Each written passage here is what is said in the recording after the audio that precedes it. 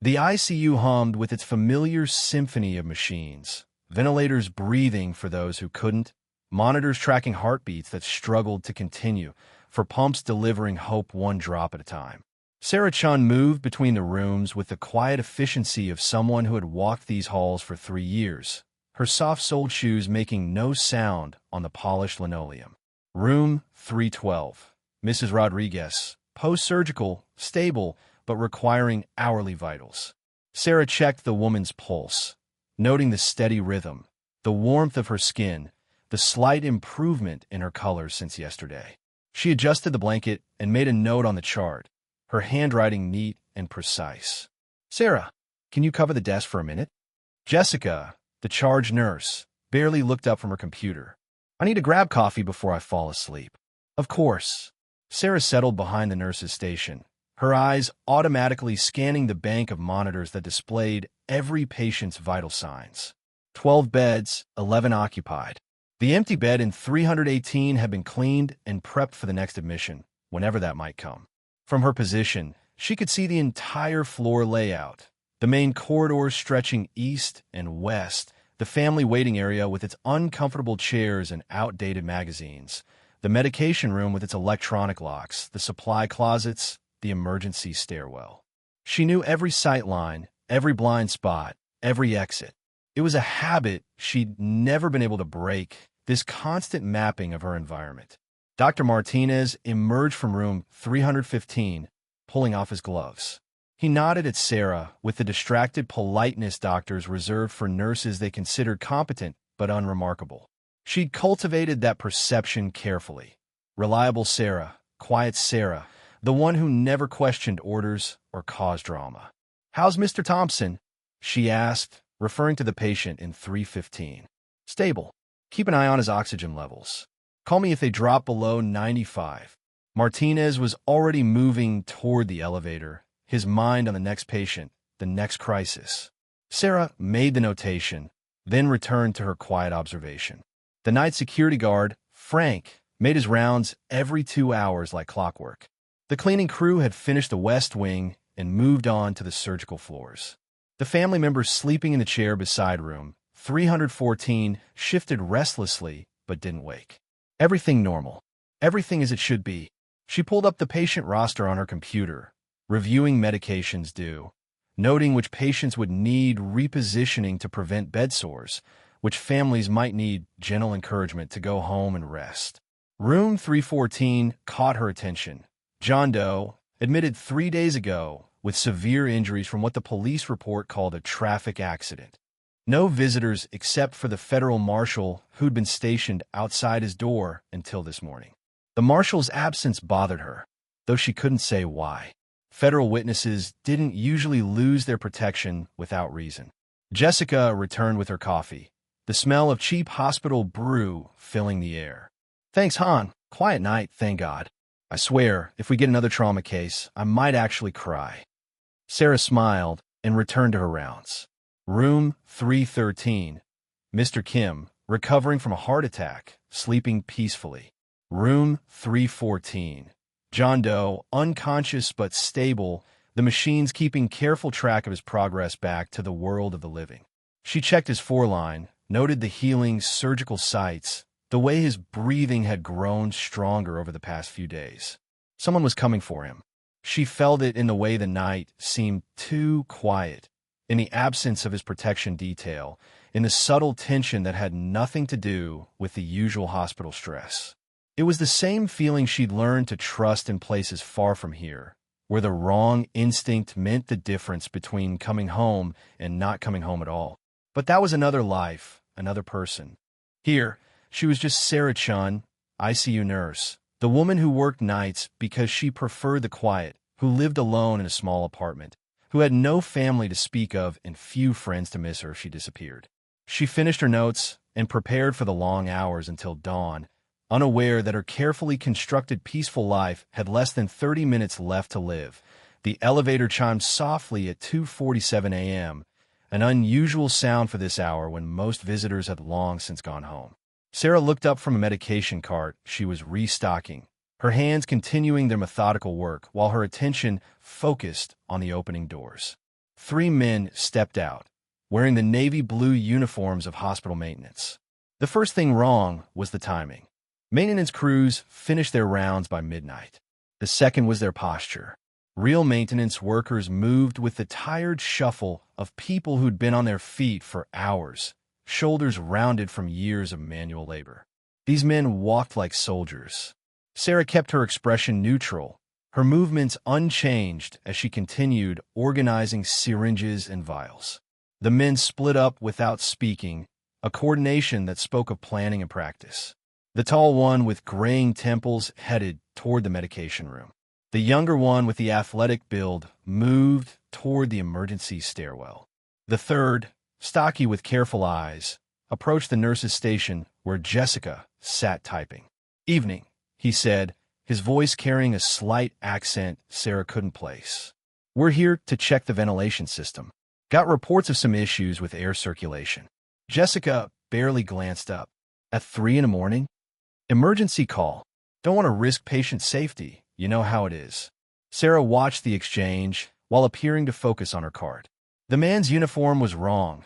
Too new, too clean, and the name tag read Martinez, but his pronunciation suggested Eastern European origins. His work boots had never seen actual work, the leather still stiff and unmarked. More telling was what he carried. The tool belt held the right equipment: screwdrivers, pliers, a small flashlight, but his hands were wrong. No calluses, no ingrained dirt under the nails, no small scars from years of working with metal and machinery. These were hands that knew weapons, not wrenches. "I'll need to see some ID," Jessica said, finally looking up with the weary authority of a charged nurse who dealt with every possible disruption. The man reached into his pocket, and Sarah caught the slight bulge under his left arm. Shoulder holster, positioned for a right-handed draw. She moved closer to the medication cart's emergency alarm, her finger hovering near the silent button that would alert security. "Here you go." He handed Jessica a laminated badge that looked official enough to pass casual inspection. Sarah noted how he positioned himself to block Jessica's view of the corridor, how his eyes tracked the locations of staff and patients, how he kept his right hand free. The tall one had reached the medication room and was examining the electronic lock with more interest than any maintenance worker should show. The younger one had disappeared into the stairwell, but Sarah could see the door hadn't fully closed. He was holding it open, maintaining an escape route. "Everything looks good," the stocky man told Jessica. "We'll just run some quick checks and be out of your way." Sarah made her decision. She moved toward room 314, her pace unhurried but purposeful. As she passed the nurse's station, she caught Jessica's eye and made a subtle gesture, 2 fingers pointed down, then a quick tap on her watch. It was a signal they developed for problem patients, meaning call security, but don't make it obvious. Jessica's training kicked in. She nodded slightly and reached for the phone, but her hand stopped halfway. The line was dead. Sarah felt the familiar calm that came with confirmed danger. Her pulse remained steady, her breathing unchanged, but every sense sharpened. She continued toward room 314, noting that the tall man had produced a small electronic device and was holding it against the medication room's lock. Not maintenance equipment, something designed to bypass security systems. The patient in 314 lay unconscious, unaware that his location had been compromised. Sarah checked his chart, noting the federal case number that marked him as a protected witness. Someone had leaked his location, and these men weren't here for the drugs in the medication room. They were here for him. Sarah moved to the window and looked down at the parking lot 4 floors below. A dark van sat in the emergency vehicle zone, engine running, no hospital markings. The driver remained behind the wheel, ready for a quick departure.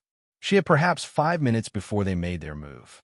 5 minutes to decide whether to maintain her cover and hope hospital security could handle 3 armed professionals, or to act on training she'd spent 3 years trying to forget. The young man emerged from the stairwell and gave his partner a subtle thumbs up. Exit routes secured. The tall one stepped back from the medication room, his device having done its work. The electronic lock showed green, access granted. Sarah returned to her cart and quietly opened the bottom drawer where she kept emergency supplies. Hidden beneath the gauze and tape was a small device she'd hoped never to use. A secure communication unit that would connect her directly to a number she'd memorized but never called. Her finger hovered over the activation button. Once she pressed it, Sarah Chun, the quiet ICU nurse, would cease to exist. But 12 patients and 4 staff members were about to become collateral damage in someone else's war. The stocky man was walking toward room 314 now, his hand inside his jacket. Sarah pressed the button. The secure communication device vibrated once against Sarah's palm. Signal received, help dispatched. But help was 20 minutes away at best, and the stocky man was now 15 feet from room 314, his hand clearly gripping something beneath his jacket. Sarah moved with practiced casualness, intercepting his path by wheeling her medication cart between him and the patient's door. "Excuse me, I need to administer medications in this room. Could you check the ventilation in 316 first?" The man stopped, his eyes meeting hers for the first time.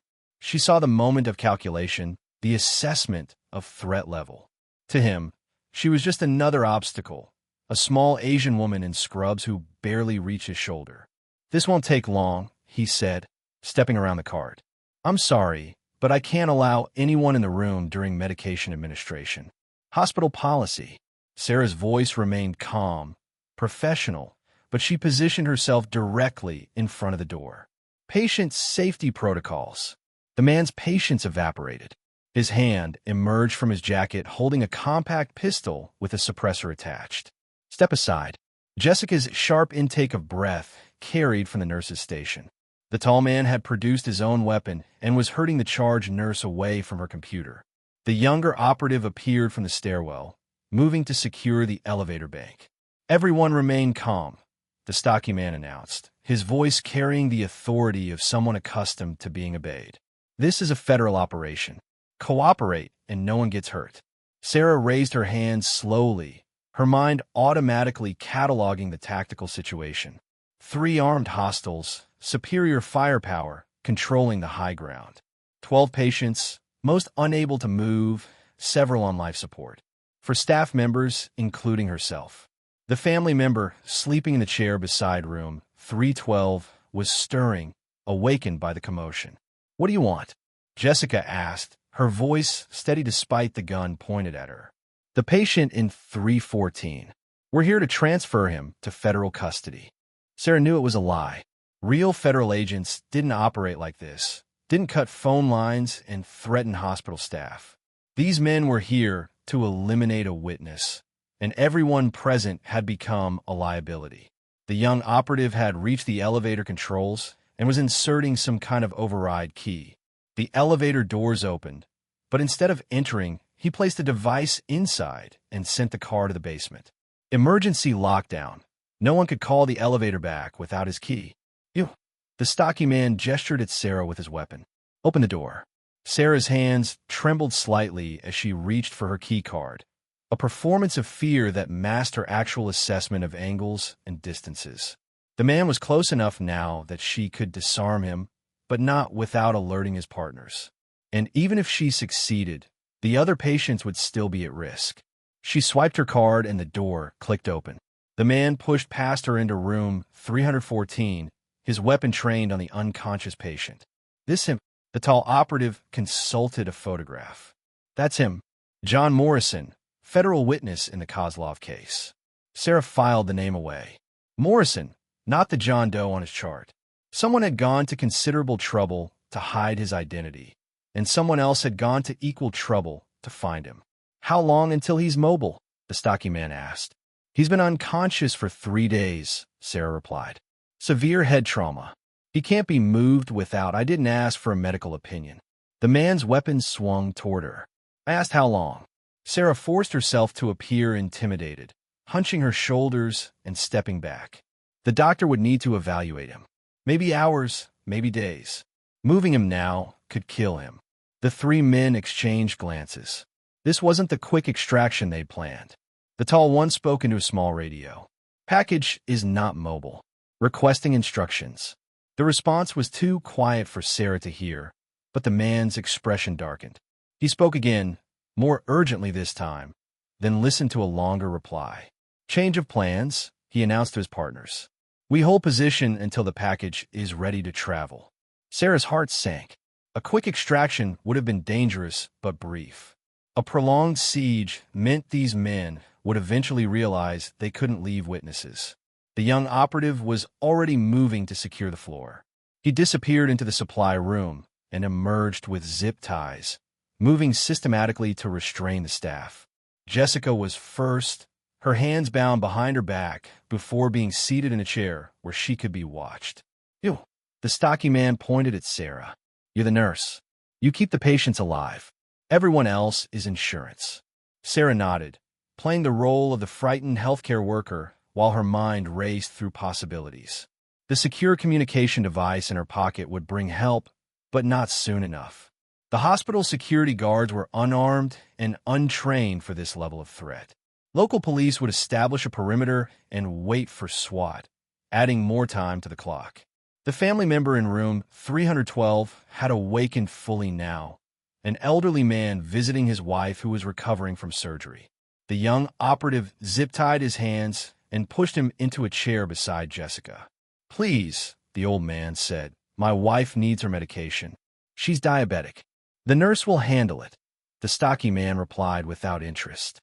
Sarah realized this was her opening. "I need to check on all the patients. Some are on critical medications that can't be delayed."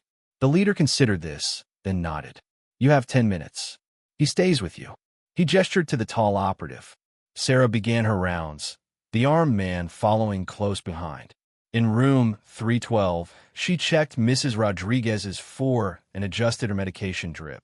Her movements automatic while her mind worked on the larger problem. In room 313, she monitored Mr. Kim's heart rhythm, noting that his condition was stable. But it was in room 315 that she found what she needed. Mr. Thompson, the patient Dr. Martinez had been concerned about, was showing signs of respiratory distress. His oxygen levels were dropping, and his breathing had become labored. "I need to increase his oxygen," Sarah told her guard, moving to the wall-mounted controls. The man watched with bored attention as she adjusted the flow rate and checked the patient's pulse. What he didn't see was her other hand palming a small scalpel from the bedside tray, sliding it up her sleeve with the practiced motion of someone who'd done this before. The weapon was small, barely 3 inches of surgical steel, but in the right hands it could be devastatingly effective. Sarah had learned to use such tools in places where conventional weapons weren't available, where improvisation meant survival. She finished her rounds and returned to the nurse's station, the scalpel secure against her wrist. The stocky man was speaking into his radio again, his frustration evident. "How long?" he demanded. The response made him curse in what Sarah now recognized as Russian. The timeline had changed again, and not in their favor. "We're going to be here a while," he announced his team. "Settle in." Sarah sat down at the nurse's station, her hands folded calmly in her lap. To anyone watching, she appeared to be a frightened nurse waiting for rescue. But beneath the surface, Captain Maya Chen, formerly of the 75th Ranger Regiment, was planning her war. The tall operative, Sarah had mentally designated him Alpha, grew restless after an hour of standing guard. He paced the corridor with the agitated energy of someone accustomed to action, not prolonged waiting. His weapon remained ready, but his attention had begun to drift. "I need to check the patient in 318, Sarah said quietly, rising from her chair. "Post-surgical complications." Alpha glanced toward his leader, who was still engaged in heated radio conversations near room 314. The stocky man, Bravo, waved dismissively without looking up. "Make it quick." Room 318 was at the far end of the corridor, past the family waiting area where the elderly man sat zip-tied to his chair. Sarah moved with the measured pace of someone performing routine duties, Alpha following 3 steps behind. She could feel his eyes on her, but his alertness had dulled with boredom and the assumption that a small nurse posed no threat. The room was empty, prepared for the next admission, but currently unoccupied. Sarah entered and moved toward the bed, ostensibly checking the equipment setup. Alpha remained in the doorway, his weapon lowered but ready. "Everything looks good," Sarah said, turning toward the 4 stand. As she moved, she let her sleeve catch on the bed rail, the motion natural and clumsy. The scalpel slipped from its hiding place into her palm. Alpha's radio crackled. "Status report," came Bravo's voice. The operative lifted the device to respond, his attention diverted for the crucial 2 seconds Sarah needed. She moved like water, flowing around the forestand and closing the distance between them. Her left hand clamped over his mouth while her right brought the scalpel to his carotid artery. Not cutting, just pressing against the pulse point with surgical precision. "Don't move," she whispered, her voice carrying a new quality that made Alpha's eyes widen. "Don't speak. Not if you understand." He nodded, the motion careful and controlled. Sarah could feel his training warring with his surprise. He knew how to fight, but the blade at his throat was positioned with professional expertise. "Your weapon." Slowly. 2 fingers only. Alpha complied, lifting his pistol by the trigger guard and setting it on the nearby medical cart. Sarah kicked it under the bed, out of immediate reach. "Radio." He handed over the communication device, his movements deliberate and non-threatening. Sarah pocketed it, maintaining pressure with the scalpel. "You're going to walk to the supply closet," she said. "Normal pace. If your friends ask, you're helping me get equipment. Understand?" Another nod. Sarah guided him across the room to the large supply closet, her body positioned to block any view from the corridor. Inside, shelves lined with medical supplies provided cover from the doorway. "Sit," she commanded, indicating the floor in the back corner. Alpha complied, his eyes never leaving her face. She could see him reassessing, recognizing that the frightened nurse had been an act. Sarah zip-tied his hands behind his back using restraints from the supply shelf, then secured his ankles. A strip of medical tape across his mouth completed the restraint. She checked his pockets, finding a backup magazine, a tactical knife, and a small electronic device she didn't recognize. "Your friends are going to start wondering where you are," she said quietly. "When they do, I need you to remember something. I could have killed you just now. I chose not to. That choice extends to your partners, but only if they don't force my hand." Alpha's eyes showed understanding.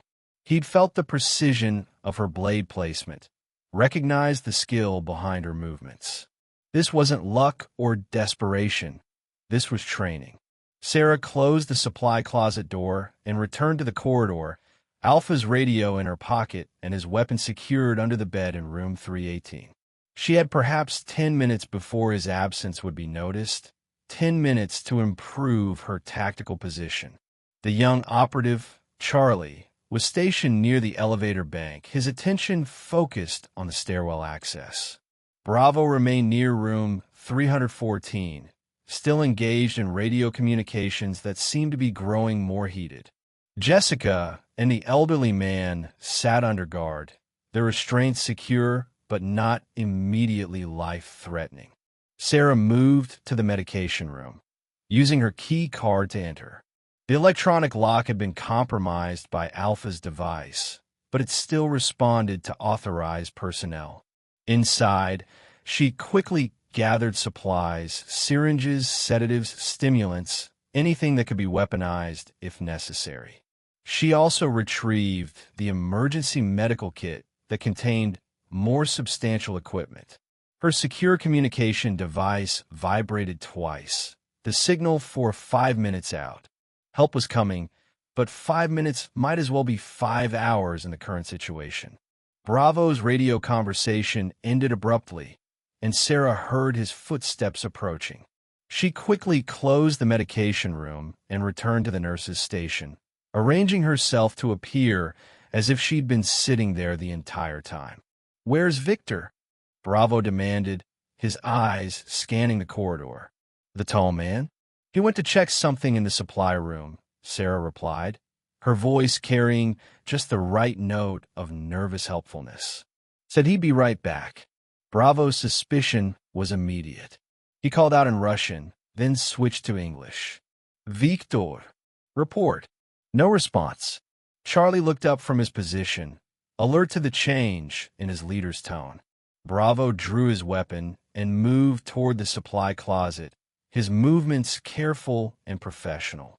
Sarah remained seated, her hands folded, watching as Bravo discovered his missing teammate. The man's curses filled the corridor, a mixture of Russian and English that left no doubt about his emotional state. "You," he snarled, pointing his weapon at Sarah. "What did you do?"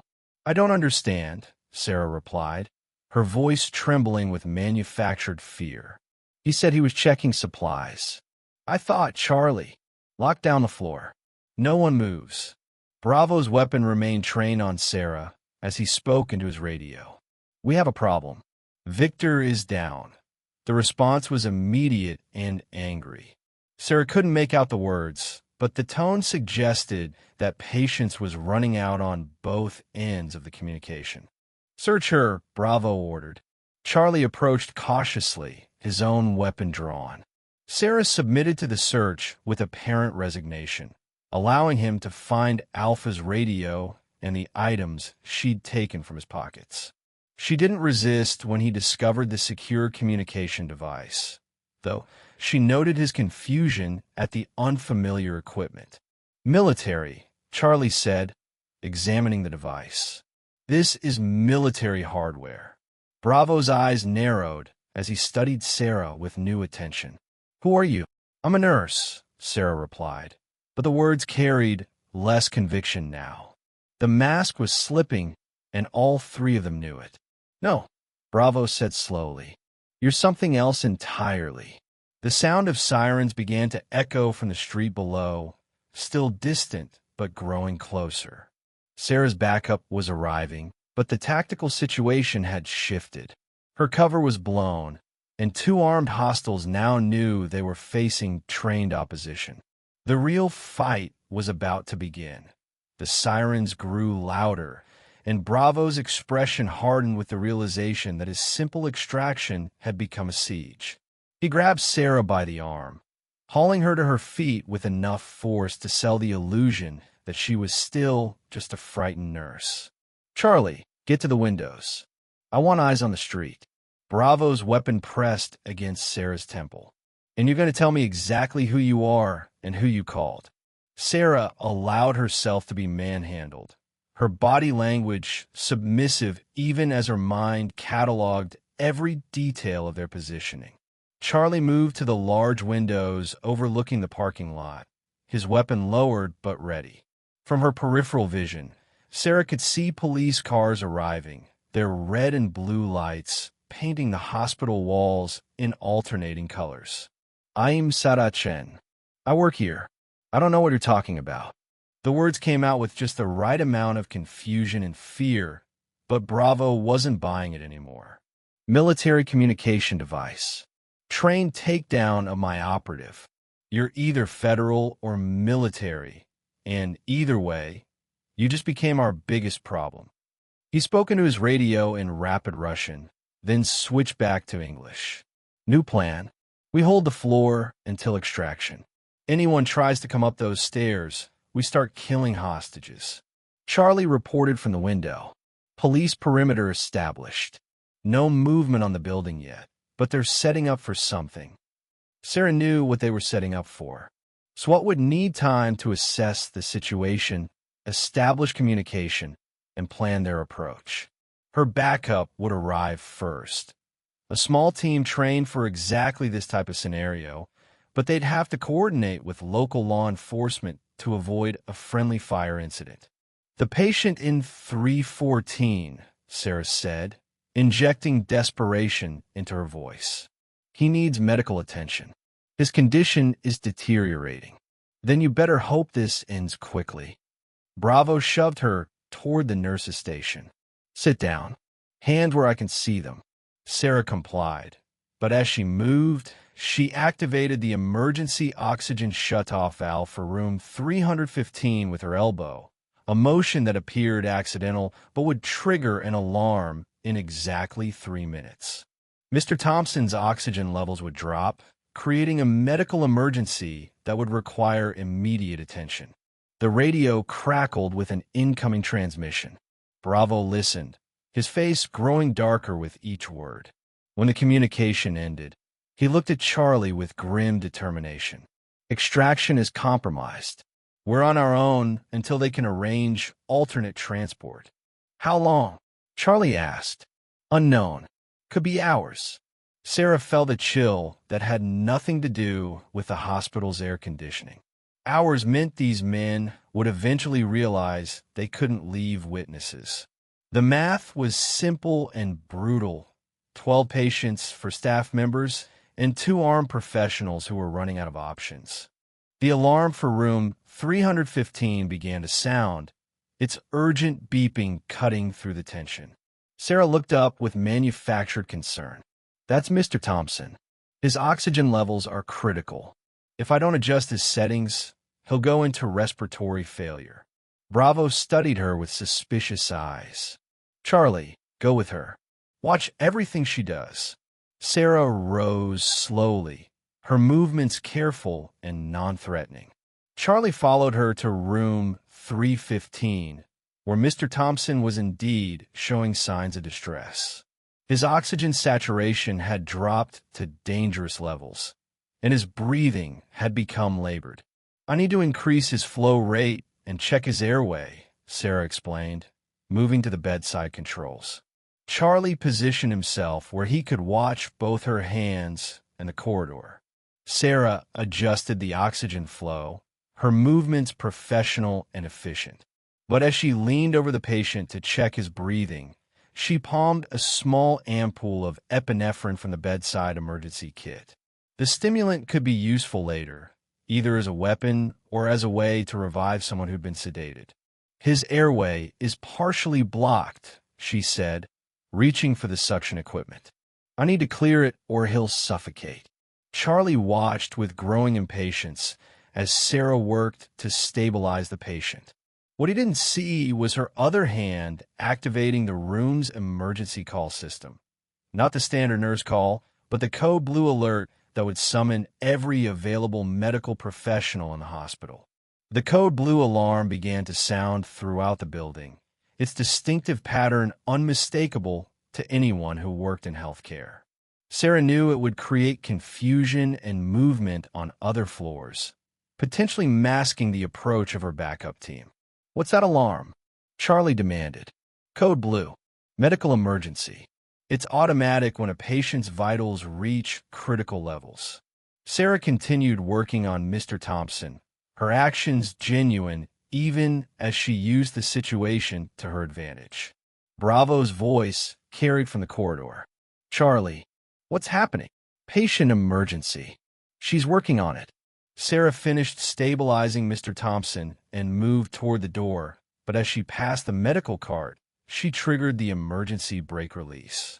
The heavy cart began to roll slowly toward the corridor, its movement barely perceptible but gaining momentum. Back in the main corridor, the tactical situation had shifted again. The code blue alarm had awakened several patients, and family members were beginning to stir in the waiting area. Bravo was trying to maintain control of an increasingly chaotic situation with only one functional operative. Turn off that alarm, he ordered Sarah. I can't. It's automatic. It will stop when the patient stabilizes. Sarah moved to check on Mrs. Rodriguez in room 312, Charlie still shadowing her movements. The medical cart from room 315 had gained enough momentum to roll into the corridor, where it struck the wall with a metallic crash. The sound made Charlie spin around, his weapon tracking toward the noise. In that moment of distraction, Sarah moved. She grabbed the fire extinguisher from the wall mount and triggered it, filling the corridor with a cloud of chemical suppressant. The white fog provided instant concealment, turning the sterile hospital hallway into a battlefield where visibility dropped to mere feet. Charlie's shouts mixed with Bravo's curses as both men tried to maintain visual contact with their hostages through the chemical haze. Sarah used the confusion to move, her knowledge of the floor layout allowing her to navigate while her captors struggled with the sudden loss of visibility. She reached Jessica first, using the scalpel to cut the zip ties that bound the charge nurse's hands. Stay low. she whispered. "Get to the stairwell when you can." The elderly man was next, his restraints severed with quick, precise cuts. "Follow her," Sarah instructed, pointing toward Jessica's retreating form. The fire extinguisher's chemical cloud was beginning to dissipate, and Sarah could hear Bravo and Charlie coordinating their search. She had perhaps 30 seconds before visibility returned, and her position was compromised. She used those seconds to reach the medication room, where she quickly gathered the supplies she'd identified earlier: sedatives, stimulants, and a small vial of potassium chloride. Deadly in the wrong hands, but potentially useful for someone who knew how to use it. The fog cleared just as Sarah emerged from the medication room, her hands full of medical supplies that could pass for emergency equipment. Bravo's weapon tracked toward her, but she was already moving, using the nurse's station as cover. "Enough games," Bravo snarled. "Charlie, secure the hostages.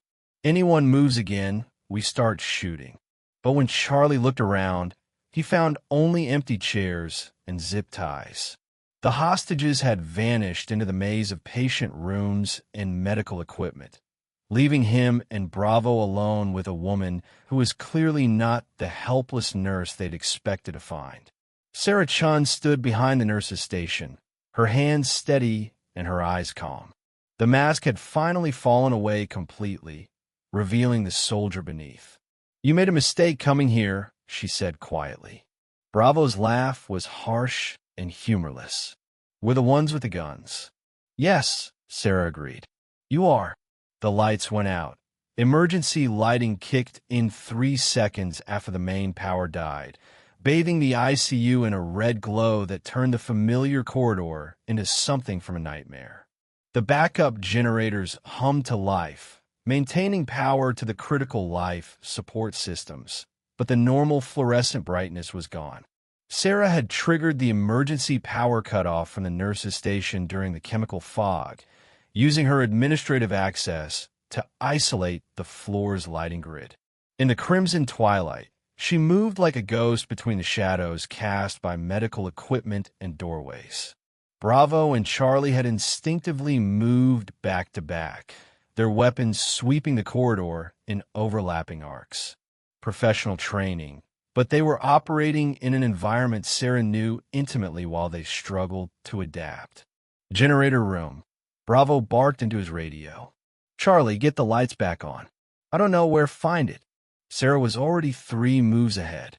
She'd spent 3 years walking these halls, knew every electrical panel, every backup system, every way to turn the hospital's own infrastructure into a weapon. The generator room was 2 floors down, accessible only through the main stairwell that Charlie would have to navigate while leaving his partner alone. From her position behind the overturned medical cart in room 316, Sarah watched Charlie disappear into the stairwell. The young operative moved with tactical precision, but he was heading into a trap. The stairwell doors locked automatically during emergency power mode, a safety feature designed to prevent unauthorized access during evacuations. He'd find himself trapped between floors unless he knew the override codes, which he didn't. Bravo remained in the corridor, his weapon trained on the shadows where he thought Sarah might be hiding. But she was no longer there. Using the patient rooms as cover, she'd circled around to approach from his blind side. Room 314 was her destination, the unconscious witness who'd started this entire situation. If she could move him to a more secure location, she'd remove the primary objective and force the hostiles to adapt to her timeline instead of their own. The patient, Morrison, lay unconscious, his breathing steady but shallow. The machines monitoring his condition showed stable vitals, but moving him would be risky. Sarah quickly assessed his injuries: severe concussion, possible internal bleeding, multiple fractures. Transportable, but barely. She began disconnecting the non-essential monitoring equipment, keeping only the portable units that could maintain his life support during movement. The 4 lines stayed in place, along with the oxygen cannula that kept his breathing stable. A sound from the corridor made her freeze. Bravo was moving, his footsteps careful but audible in the emergency lighting. Sarah finished her preparations and moved to the doorway, peering around the frame. Bravo had positioned himself near the nurse's station, using the elevated desk as cover while he scanned the patient rooms. His radio crackled with Charlie's increasingly frustrated reports from the stairwell. "The doors won't open. I'm trapped between the second and third floors."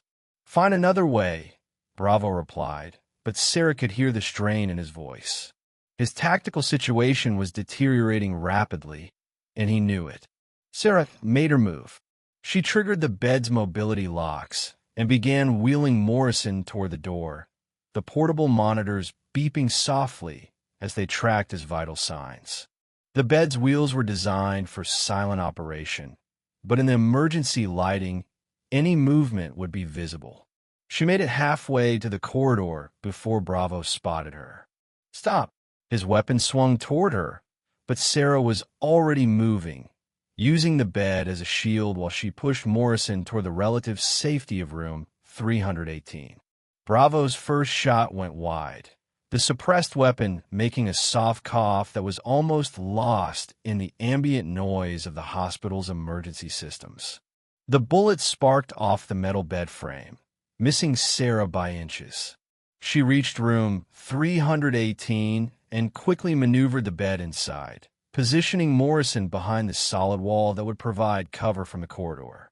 But as she turned to secure the door, she found herself face to face with a new problem. A young girl, perhaps 8 years old, stood in the corner of the room.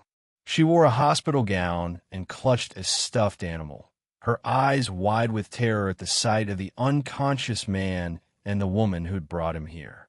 "It's okay," Sarah said softly, recognizing the child from her earlier rounds. Emma Martinez, admitted for routine surgery, scheduled to go home in the morning. She must have wandered from the pediatric ward during the confusion. "I heard loud noises," Emma whispered. "I got scared." Sarah's heart sank. The tactical situation had just become infinitely more complicated. She couldn't leave the child exposed, but she couldn't protect both Emma and Morrison while dealing with armed hostiles. Bravo's voice carried from the corridor. "I know you're in there. Come out now, and the girl doesn't get hurt." He'd seen Emma. Sarah cursed silently, recognizing the shift in dynamics. Bravo now held the ultimate leverage, a child's life. "Please don't hurt her," Sarah called out, injecting desperation into her voice. "She's just a patient. She has nothing to do with this." "Then come out. Hands visible. No weapons." Sarah looked at Emma, seeing her own reflection in the child's frightened eyes. 3 years ago, she'd left the military to escape situations exactly like this. Moments where innocent lives hung in the balance of tactical decisions. But the skills remained, and so did the responsibility. "Emma," she said quietly, "I need you to do something very important. Can you be brave for me?" The girl nodded, clutching her stuffed animal tighter. "See that button on the wall? The red one." Sarah pointed to the emergency call system. "When I tell you, I want you to press it and hold it down. Can you do that?" Another nod. "Good girl. Now hide behind the bed and wait for my signal." Sarah moved to the doorway, her hands raised, but her mind racing through possibilities. Bravo stood 20 feet away, his weapon trained on her center mass. Professional stance, proper sight alignment. He wouldn't miss at this range. "Where's the girl?" he demanded. "Safe. Away from this." Sarah stepped into the corridor, drawing his attention away from room 318. "You have what you came for. Morrison is unconscious, no threat to anyone. Take him and go. It's not that simple anymore. Too many people have seen us. Too many complications." Sarah understood. The mission had evolved from extraction to elimination. Morrison, herself, the staff, even Emma, they'd all become loose ends that needed to be tied off. "The police are already here," she said. Your extraction window is closing. Cut your losses. Maybe, or maybe I complete the mission and find another way out. Bravo's finger moved to the trigger. You've caused enough problems. The lights came back on. Charlie had found the generator room, and the sudden return of full illumination changed everything. Sarah was exposed in the corridor. Bravo had clear sight lines, and the tactical advantage she'd gained in the darkness evaporated instantly. But the lights also revealed something else: movement in the stairwell. The door opened silently, and Sarah caught a glimpse of tactical gear and suppressed weapons. Her backup had arrived. The next few seconds would determine who lived and who died. Sarah made her choice. "Emma, now!" she shouted, diving toward the nearest cover as Bravo's weapon tracked toward her. The emergency alarm began to sound, its piercing wail filling the corridor as Emma held down the call button. The noise was deafening, disorienting, and it masked the sound of the stairwell door opening fully. Bravo fired twice, his shots going wide as Sarah rolled behind the overturned medical cart. But his attention was already shifting, his training alerting him to the new threat emerging from the stairwell. The real battle was about to begin, and an 8-year-old girl was caught in the middle of it. The tactical team that emerged from the stairwell moved with the fluid precision Sarah recognized from her own military days. 3 operators in black gear, suppressed weapons, coordinated movement. Her backup had arrived, but they were walking into a crossfire with a child in the kill zone. Bravo spun toward the new threat, his weapon tracking toward the lead operator. Sarah saw the tactical problem instantly. Emma was directly between the two forces, hidden behind Morrison's bed, but exposed to ricochets and crossfire. Any engagement would put the child at lethal risk. "Federal agents," the lead operator called out. "Drop your weapons." Bravo's response was immediate. A controlled burst toward the stairwell that forced the tactical team to take cover. Charlie's voice crackled over the radio from somewhere in the building, reporting his position and requesting support that wouldn't come. Sarah made her decision. 3 years of careful civilian life, 3 years of pretending to be someone else, ended in the space of a heartbeat. She vaulted over the medical cart with fluid grace, her movement drawing Bravo's attention back toward her. His weapon swung in her direction, but Sarah was already inside his engagement envelope, too close for him to bring the gun to bear effectively. Her left hand trapped his weapon arm, while her right drove the scalpel toward his throat. But Bravo was skilled, trained, and desperate. He twisted away from the blade, using his superior size and strength to drive Sarah back against the wall. The impact drove the air from her lungs, but her grip on his weapon arm never loosened. They struggled in deadly silence, each trying to gain the advantage that would end the fight. Sarah could hear the tactical team moving, trying to find an angle that wouldn't endanger the civilians, but the corridor was too narrow and the engagement too close. Bravo drove his knee towards Sarah's midsection, but she turned with the impact, using his momentum to throw him off balance. The scalpel flashed again, this time finding its mark across his forearm. He cursed in Russian, his grip on the weapon loosening just enough for Sarah to strip it away. But as the gun clattered across the floor, Bravo's hand found a tactical knife on his belt. The blade was longer than Sarah's scalpel, designed for combat rather than surgery. He slashed toward her throat, forcing her to give ground. "Emma, stay down," Sarah called out, her voice carrying the authority of someone accustomed to being obeyed under fire. The tactical team was moving now, trying to flank Bravo's position, but he was using Sarah as a shield, keeping her between himself and the federal agents. The knife work was professional, controlled, designed to disable rather than kill quickly. He needed her alive long enough to negotiate his way out. Sarah gave ground steadily, drawing him away from room 318 and the child hidden inside. Each step was calculated, each movement designed to create the opening she needed. Bravo was skilled, but he was thinking like a soldier. Sarah was thinking like a protector. The opening came when Bravo overextended on a thrust aimed at her shoulder. Sarah trapped his knife arm, stepped inside his guard, and drove her elbow into his solar plexus with enough force to double him over. The scalpel found his carotid artery, pressing against the pulse point with surgical precision. "Drop the knife," she said quietly. Bravo's eyes met hers, and she saw the moment he realized who he was really fighting. Not a nurse, not a civilian, but someone whose training matched his own. Someone who'd made the same choices, faced the same darkness, and emerged with different conclusions about what was worth protecting. The knife clattered to the floor. Federal agents, show me your hands. The tactical team had clear sightlines now, their weapons trained on both Sarah and Bravo. Sarah raised her left hand, keeping the scalpel at Bravo's throat with her right. "Captain Sarah Chen, 75th Rangers. The hostel is secured." The lead operator's voice carried recognition. "Captain Chen, we've been looking for you." "I've been here."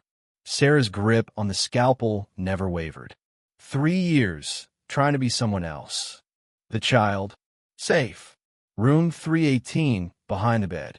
Sarah could hear Emma crying softly, the sound cutting through her heart like a blade. She needs medical attention, trauma counseling. The tactical team moved with practiced efficiency. One operator secured Bravo, while another checked on Emma and Morrison. The third maintained overwatch, his weapon ready for Charlie's eventual appearance. "Charlie's in the building," Sarah reported. "Young, athletic build, armed and dangerous. He was trapped in the stairwell, but may have found another route. We'll find him." The lead operator studied Sarah with professional interest. "Your extraction was clean. No one knew where you'd gone." That was the point. Sarah finally released her grip on the scalpel, letting it fall to the floor. "I wanted out. I wanted to save lives instead of taking them." "You saved lives tonight." Sarah looked toward room 318, where Emma was being comforted by one of the operators. The child's tears were slowing, but the trauma would last much longer. "Did I? Or did I just bring the war to innocent people?" "You didn't start this fight, Captain." "No, but I finished it." Sarah's voice carried the weight of 3 years' worth of suppressed memories. 3 years of trying to forget what she was capable of when pushed to the edge. The sound of footsteps in the stairwell announced Charlie's capture. He emerged in zip ties, escorted by hospital security and local police who'd finally gained access to the floor. His young face showed the resignation of someone who knew the mission was over. "Morrison," Sarah asked. "Stable. We'll transport him to a secure facility for recovery." The operator paused. "What about you, Captain? Your cover is blown. You can't go back to being just a nurse." Sarah looked around the ICU that had been her sanctuary for 3 years. The patients were safe, the staff was unharmed, but the careful life she'd built was over. Jessica stood near the nurse's station, her eyes wide with the realization that she'd never really known her colleague at all. "I know." Sarah's voice was quiet, resigned. "I always knew this day might come. We could use someone with your skills." "The program you were in." "No." The word came out harder than Sarah intended. "I'm done with programs. Done with missions. Done with being a weapon." "Then what?" Sarah looked at Emma, who was clutching her stuffed animal and staring at the woman who'd saved her life. The child's eyes held no fear now, only curiosity and something that might have been gratitude. "I don't know," Sarah admitted, "but I'll figure it out." The tactical team began their extraction procedures, securing evidence and preparing to transport the prisoners. Sarah found herself standing alone in the corridor she'd walked for 3 years, surrounded by the familiar sounds of medical equipment and the unfamiliar aftermath of violence. Her secure communication device vibrated one final time. Mission complete, stand down. Sarah turned it off and dropped it into a medical waste container. Captain Maya Chen was officially dead again, but this time, she wasn't sure who would take her place. The war had found her, just as she'd always known it would.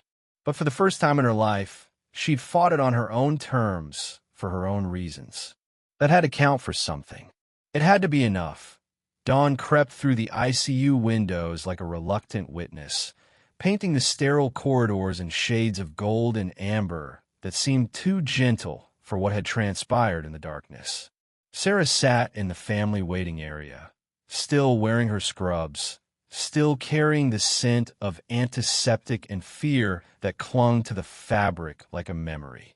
The federal agents had finished their work an hour ago, taking Bravo and Charlie into custody, along with enough evidence to unravel whatever network had sent them.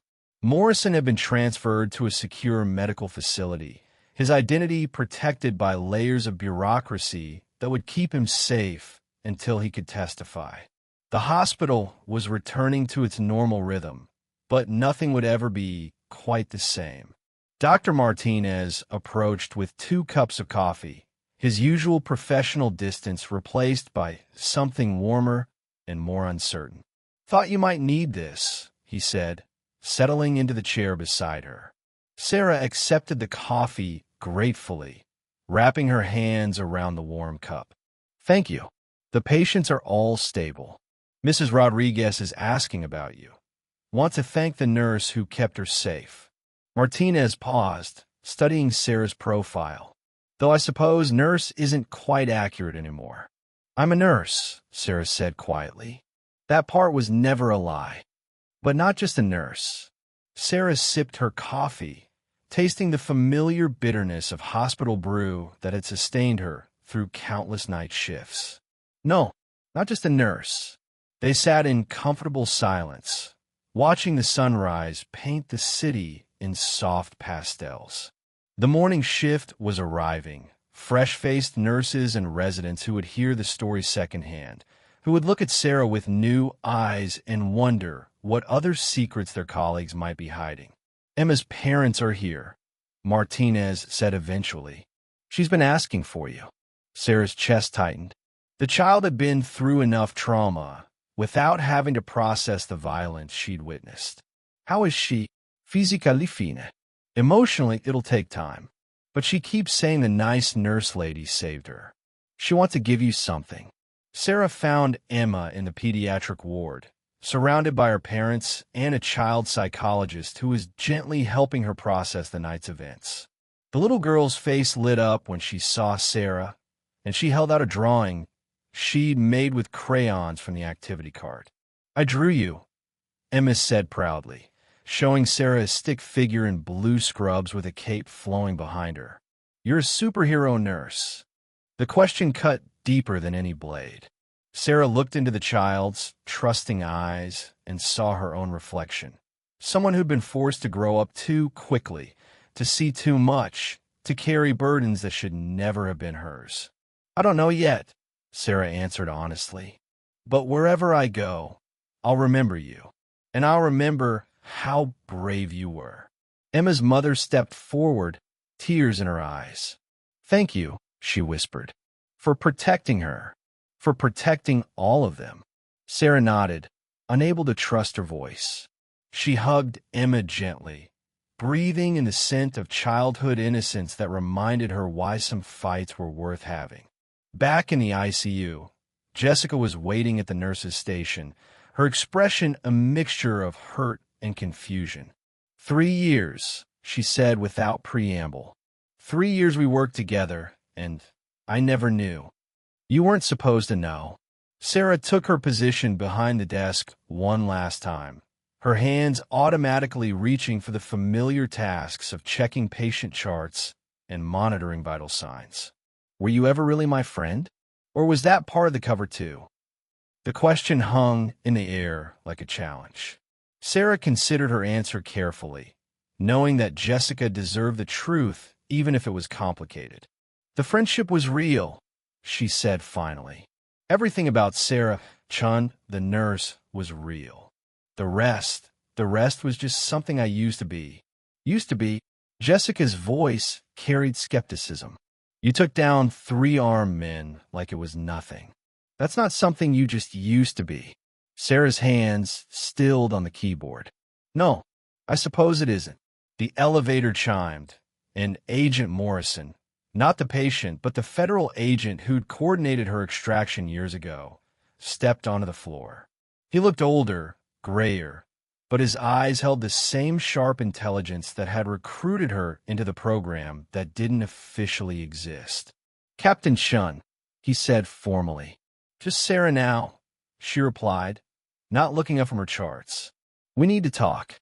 Sarah finished her notation and saved the file, then looked up at the man who'd given her a new life and was now here to take it away.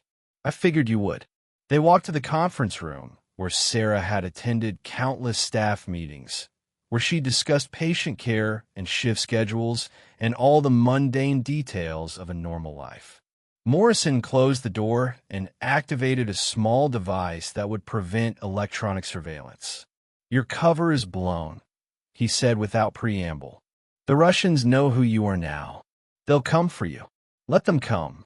Sarah's voice carried a weariness that went bone deep. I'm tired of running. This isn't about running. This is about survival. Yours and theirs. Morrison gestured toward the ICU beyond the conference room walls. You think they'll stop with you? These people are your weakness now. Your colleagues, your patients, anyone you've shown kindness to. They'll use them to get to you.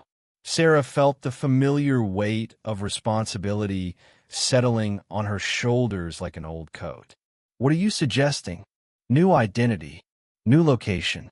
We can have you relocated within 48 hours. Clean slate, fresh start, and leave them all behind? Again, it's the only way to keep them safe. Sarah stared through the conference room window at the ICU, where she'd found something resembling peace. Mrs. Rodriguez was awake now, talking to her husband. Mr. Kim was sitting up in bed, reading a newspaper. Emma's empty room had already been cleaned and prepared for the next patient who would need care and protection. There's another option, she said quietly. Morrison raised an eyebrow. Which is? I stop hiding. I stop pretending to be someone I'm not. Sarah turned to face him fully. I use what I am to protect what matters. You're talking about going active again. That's not what you wanted 3 years ago. 3 years ago, I thought I could leave the war behind. Tonight taught me that the war never leaves. It just finds new battlefields. Sarah's voice grew stronger, more certain. But this time I choose the terms. I choose what I'm fighting for. Morrison studied her for a long moment. And what would you be fighting for? Sarah looked back at the ICU, at the place where she'd learned that healing could be as powerful as harming, that protecting the innocent was worth any personal cost. Them, she said simply. All of them. The patients who can't protect themselves. The staff who dedicate their lives to saving others. The children who shouldn't have to see the darkness that exists in the world. That's a big responsibility. I've carried bigger ones. Morrison nodded slowly, recognizing the resolve in her voice. It won't be easy. The program you'll be entering, it's different from what you did before. More autonomous. More dangerous. I understand. And you'd have to leave this place. Not forever, but for training. For preparation. When you come back, you won't be Sarah Chen the nurse anymore. Sarah felt a pang of loss for the simple life she was about to abandon. But it was tempered by a sense of rightness, of finally accepting who she truly was. Who would I be? Morrison smiled for the first time since entering the room. Someone who protects hospitals instead of just working in them. Someone who makes sure that places like this remain sanctuaries. Sarah looked out at the ICU one last time, memorizing the faces of the people she'd sworn to protect. Jessica was checking on Mr. Thompson, her movements efficient and caring. Dr. Martinez was reviewing charts with the morning shift. The cleaning crew was quietly maintaining the sterile environment that kept infection at bay. All of them going about their work, trusting that someone would keep them safe while they focused on saving lives. "When do we start?" Sarah asked. Morrison handed her a card with nothing but a phone number. "When you're ready to stop being a nurse who used to be a soldier and start being a soldier who happens to understand nursing." Sarah pocketed the card and stood up. "I need to finish my shift first. My patients are counting on me." "Of course they are," Morrison said, and there was something like respect in his voice. "That's exactly why you're the right person for this job." Sarah returned to the ICU, to the familiar rhythm of checking vitals and adjusting medications and providing comfort to those who needed it most. But now she carried the knowledge that this was just the beginning, not the end. She was still a nurse. She would always be a nurse. But she was also something more, something necessary in a world where evil sometimes wore maintenance uniforms and targeted the innocent. The war had found her again, but this time she was ready for it. This time she would make sure the war lost.